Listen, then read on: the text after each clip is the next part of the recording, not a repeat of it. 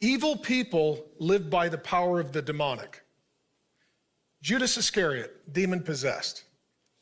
These are people that they have opened themselves up to evil to such a degree that the way they think is completely corrupted. The way they believe and behave is very dark and dangerous.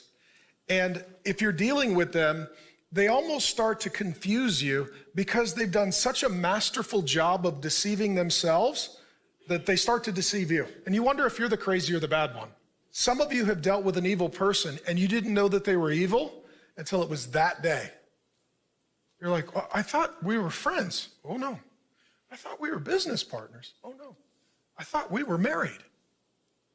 Oh no.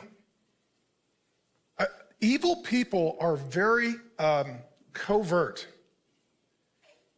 You can tell them information, they won't tell you information. You can give them access, they're not going to be honest with you. Okay? I can sense it in the room. How many of you guys right now, somebody comes to mind, you're like, yeah, they were evil, and I didn't know. Evil people are not beyond help, they're beyond your help. Unless God shows up, they are not going to change. This would be like the Apostle Saul. He's murdering people. Jesus literally has to come down from heaven, knock him off his horse, blind him. Literally, Jesus was the only one who could fix Paul. If you're dealing with an evil person, they are intentionally dangerous. It says here that they make plans for evil. A foolish person, when they do something wrong, is it intentional or accidental? Accidental. Foolish people have not learned that cause and effect are related. You drove my car and you ran it out of gas and then you left it and you don't know where you left it. And you're like, sorry, man, I forgot. They didn't mean to. They're just stupid. They didn't wake up in the day and plot to ruin your life. They just accidentally do it.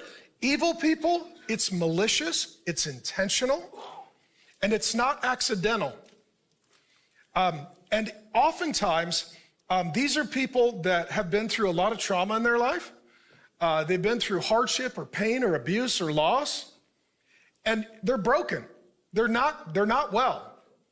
And as a result of that, they feel like whatever they say or do is justified because of all the pain and suffering they've had. They're very low on empathy, very low on compassion.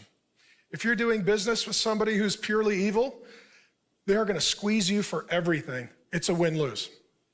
If you're in a relationship with this person, they're going to make it very painful for you. And if you're going to try to do life with this person, they are going to make sure that they're always winning, you're always losing, and that your life is not enjoyable and their life is controlled by you. If you have a relationship with an evil person who works through fear, the condition of that relationship is anxious. Like, if you're around that person, it's anxiety, it's stressful.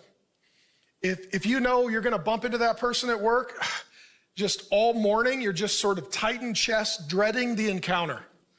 If it's Thanksgiving and they're coming over for dinner, you're just not looking forward to it, you're just trying to figure out how to endure it. It's an anxious presence, and it's a stressful relationship. Wisdom is not intelligence. Because let me ask you this, does our world value wisdom or intelligence?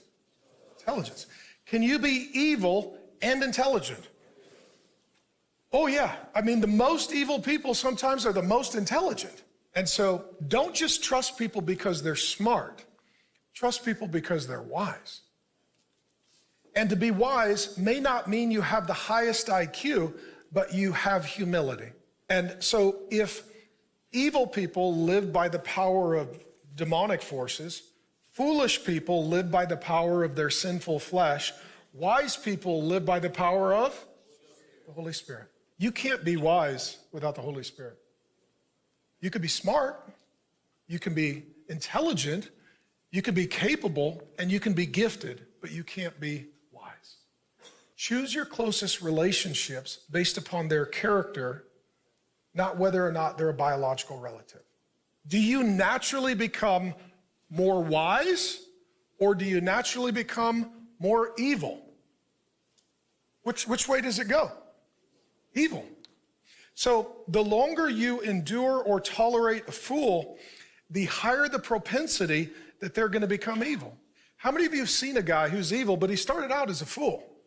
But he was a fool for so long that it just kind of got worse and darker. You're like, well, he would drink a lot, and then he became an alcoholic, and then he became a drug addict, and then he became a thief to fund his drug habit. You're like, whoa, that went from foolish, a little bit of over drinking, to evil thievery.